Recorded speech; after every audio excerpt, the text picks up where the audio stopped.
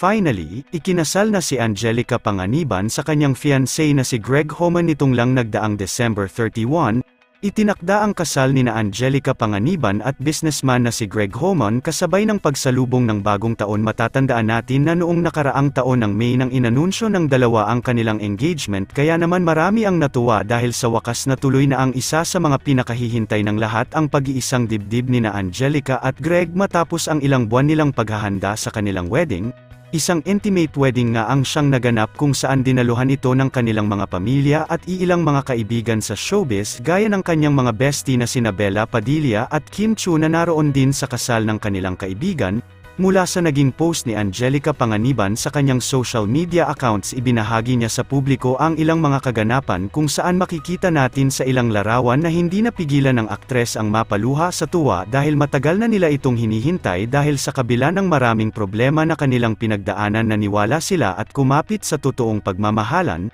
Marami naman ang natuwa, lalo na ang kanyang mga fans, kung saan hindi rin nila napigilan ang magpaabot ng pagbati sa aktres dahil alam nila ang totoong pinagdaanan ni Angelica Panganiban lalo na sa buhay pag-ibig nito. Ngayong ikinasal na si Angelica Panganiban sa businessman at fiancé nitong Greg Homan, abangan natin pa ang mga susunod na kabanata ng buhay ng mag-asawa lalo na sa kanilang anak na si Baby Amila. Narito ang ilang video clips at photos na binahagi ng ilang mga nakadalaw sa kasal, panoorin natin.